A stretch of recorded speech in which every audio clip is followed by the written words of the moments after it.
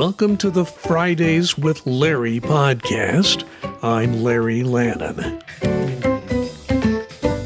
This podcast is sponsored by Citizens State Bank.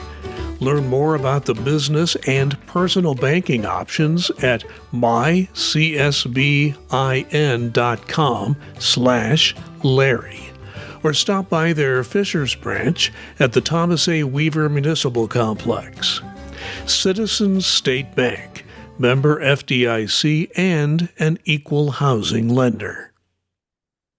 So welcome to Fridays with Larry. Today is February 20th, 2026.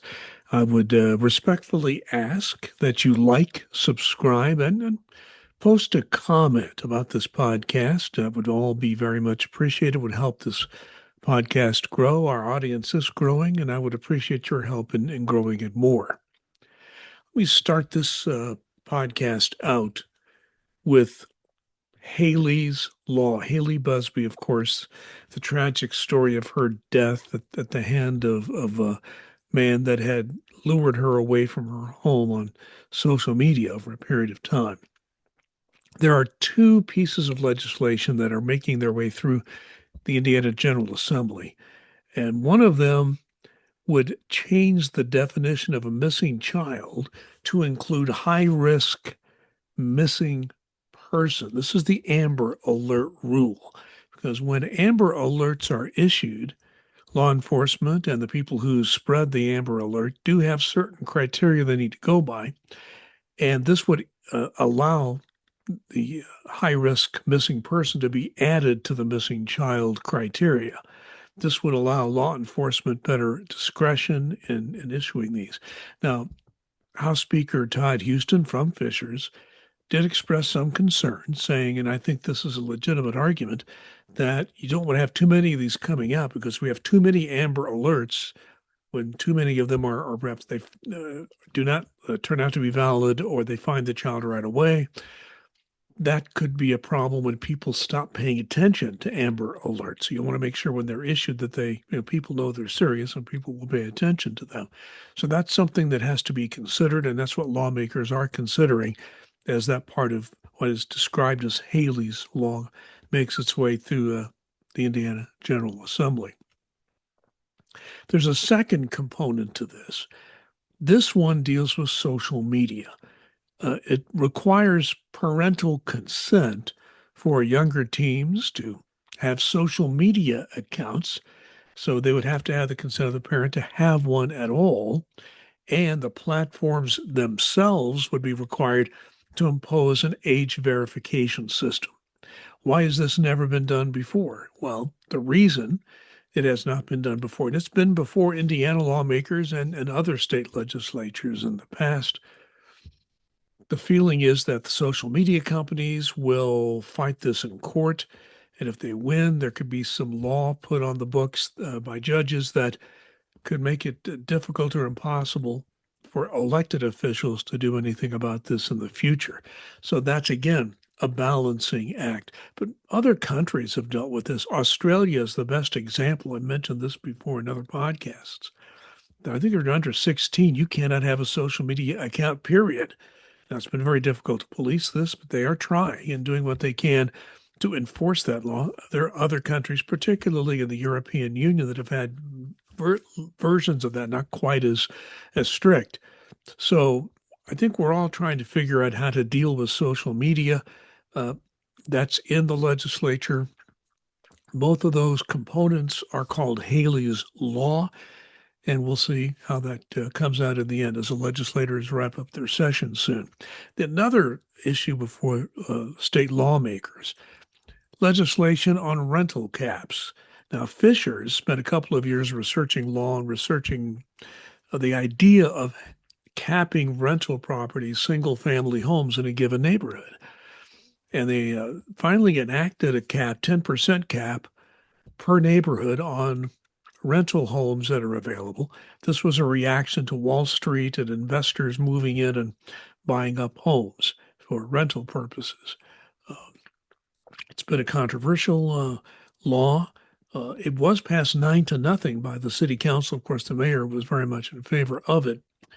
Now, state lawmakers are saying they are going to pass a law not allowing any what they call government unit to impose something. It could be a county, could be a city or a town. No governmental unit at the local level could impose a rental home cap, which would invalidate Fisher's law, and there's one in Carmel, and others are being considered as well. So this rental cap legislation is there. It wouldn't cause a big change in the way Fishers and Carmel do business. We don't know how any of this is going to happen, the Hailey's Law or the rental cap. We don't know what will happen with it. Both are currently winding their way through the legislature, the House and the Senate. We should know in a number of days because it's February 20th today, and late February, that legislative session will be over, and only so many session days are allowed. So we'll keep a close eye on that. Both have an impact on our local community here in Fishers. My guest this week on the podcast is Jocelyn Vare. She's the executive director of Recenter Indiana. Recenter recently published a study among young registered voters, 18 to 24, who chose not to vote. Now, at the time we recorded that, I asked her a question about the margin of error because that part of that study was a polling, and the polling that was published did not include the margin of error. She didn't know the answer when I did the interview. She did come back to me later and said that the margin of error for that poll was plus or minus 5.6%, a little bit outside the boundaries that most, 2 to 4% is the usual way you want to have a poll and a margin of error. However, this was only one part of an overall study. They did focus groups and some other parts to that study. But anyway, just wanted to make sure the record was straight on that when Jocelyn did not know the answer to that question. And my conversation with her is coming up. Today's episode of Larry in Fishers is brought to you by Citizens State Bank. For over 150 years, Citizens State Bank has been committed to the communities they're rooted in, providing more than just banking services and products, but a true community partner dedicated to giving back and supporting our community's growth. How? By making sure you and your local business owners have the products, tools, and expertise you need to thrive. In addition to everyday checking and savings accounts, Citizens State Bank offers a selection of business and personal financing products, plus a team of local experienced lenders who are as invested in your success as you are and committed to helping you secure the right financing for your needs. Skip the call centers and hold music and get the friendly hometown service you deserve, the modern digital banking tools you expect, and relationships that grow with you, whether you're running a business or managing everyday finances. You can visit Citizens State Bank's Fishers branch inside the Thomas A. Weaver Municipal Complex at 9 Municipal Drive, Suite 5, or learn about it more online. mycsbin.com/Larry. That's mycsbin.com/Larry.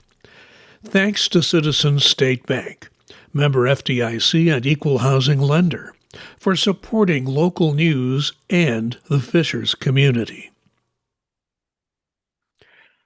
You may recall that we had a podcast recently about Recenter Indiana. Don Kniebel, the president of their board, on that podcast. I also had Jocelyn Vare on the podcast, the relatively new executive director for Recenter Indiana. Of course, she's a former city councilor for City of Fishers, former Hamilton County Democratic chair. So, Jocelyn, welcome back to the podcast. Thank you. Always good to be with you, Larry. Thank you.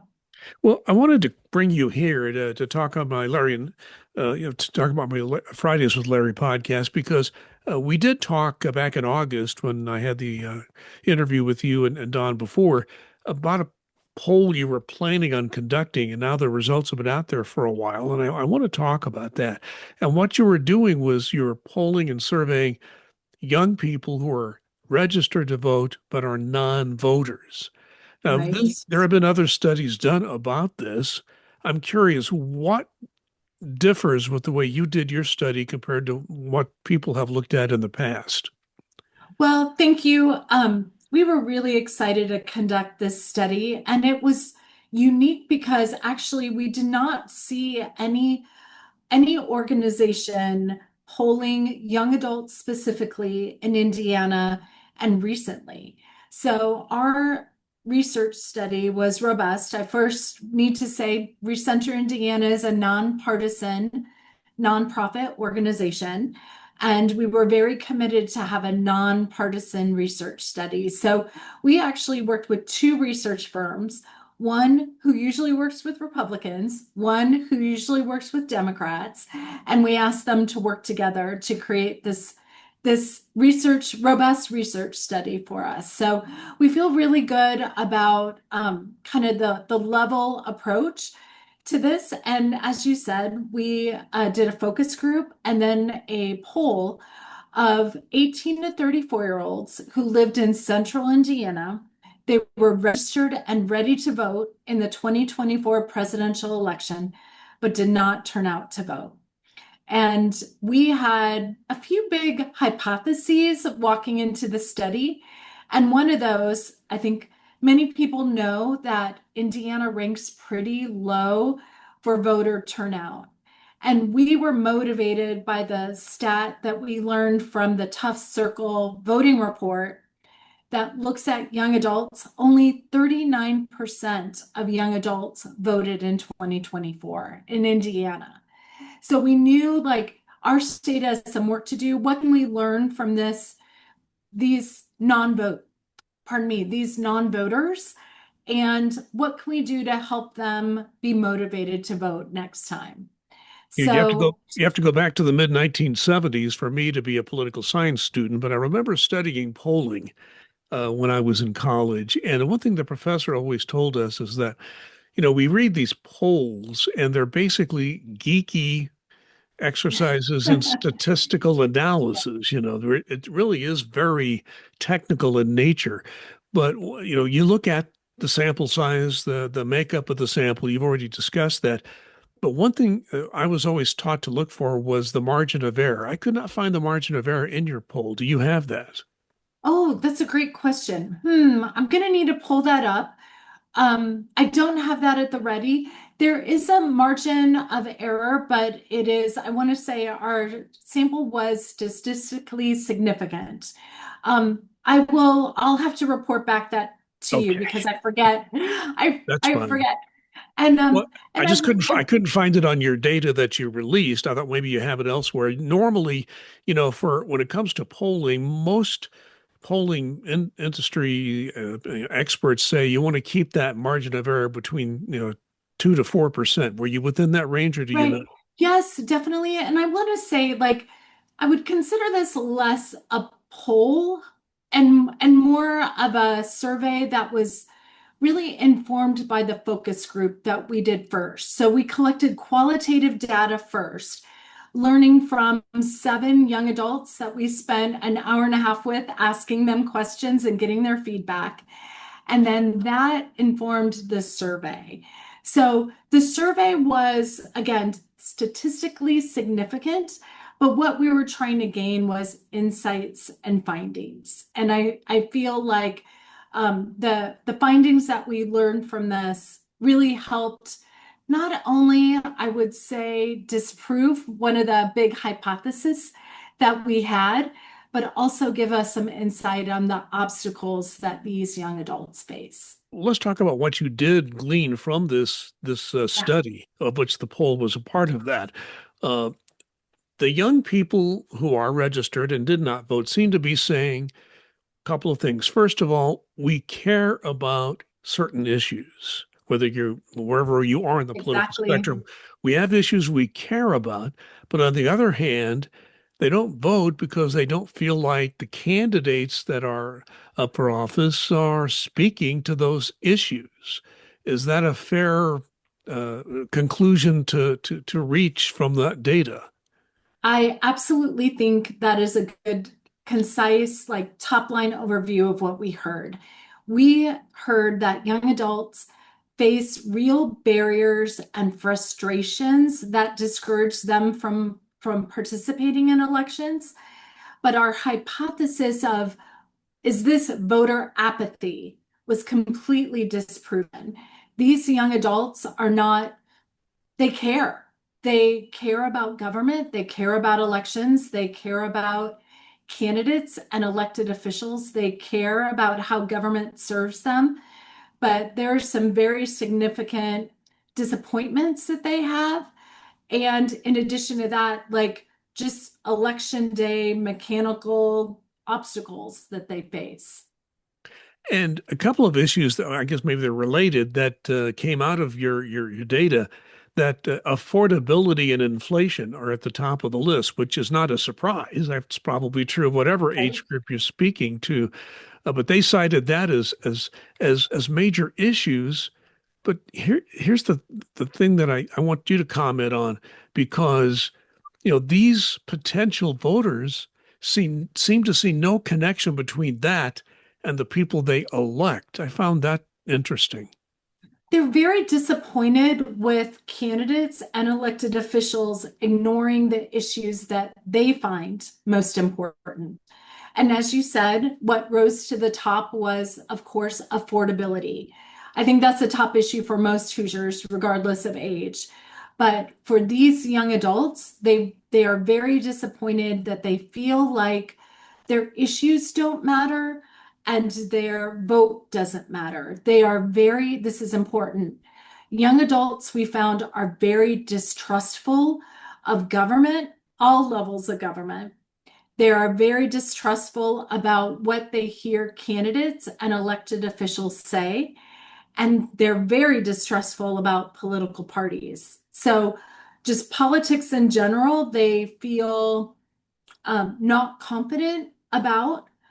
And then again, layering on top of that, some election day roadblocks in place.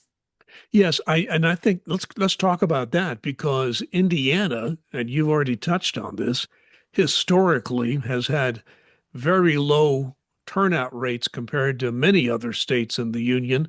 Uh, I think it's fair to say Indiana, compared with most other states, makes it fairly difficult to vote compared to what is available other places. So, do you take that data, and do you, as an organization, feel that there are specific steps that the state should take in this regard? Yes, absolutely. So, what we heard from the young adults who we surveyed was, interestingly, over half said that they would like to vote this coming year. So, that was really interesting to note. Like, there's still that optimism. They want to be engaged and vote, but they do feel impeded. Interestingly, they felt across the board that they considered election day their only chance to vote. Now, we know that that's not true, right? There are other options voting that are in addition to voting on election day. But maybe is no surprise, they completely discounted voting by mail, absentee voting by mail. That was a complete non-starter with young adults. And I didn't think that was a surprise. I mean, even those of us who are a little older, when's the last time you put a stamp on something and put it in the mail? So that was understandable. What was surprising to me, and this is especially relevant today, what was surprising to me is these young adults had no awareness of early voting opportunities. And we know here in Hamilton County, there are several days of early voting opportunities, including on Saturdays, that seems like that could have been helpful to these young adults to know. So we as an organization looked at that as an opportunity. We know election day is very limited. It is only 12 hours. Young adults told us it's difficult to get to the polling place on election day because of work schedules and commitment. So we think as an organization promoting early voting, frankly, to all voters, but especially these younger voters, could be really helpful. Of course, why this is especially relevant today, I just want to flag just a couple days ago, our state legislature introduced a quick amendment to a bill, House Bill 1359, that is being considered currently in the current session to cut back the number of days for early voting. And here's what's very disappointing about that. Not only does it, in general, lower the number of early voting day opportunities for Hoosier voters, but I especially want to flag for college students, cutting back early voting days and pushing it back later in the calendar eliminates the opportunity for college students to early vote at home during fall break for the general election. And that is devastating.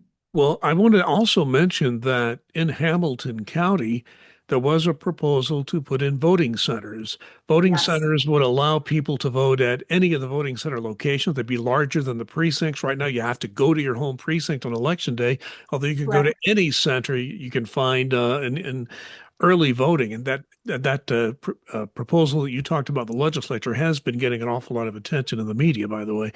But the voting center proposal was voted down. We have just for people who don't know the system, we have a three-member election board, and it's a Right. Republican and Democratic appointee and the county clerk.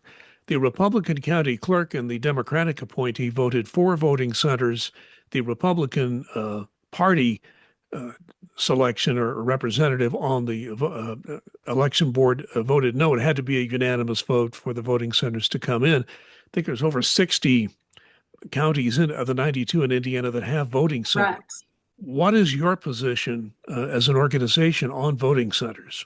So, of course, voting centers make voting more convenient for everyone, young adults and older Hoosiers alike.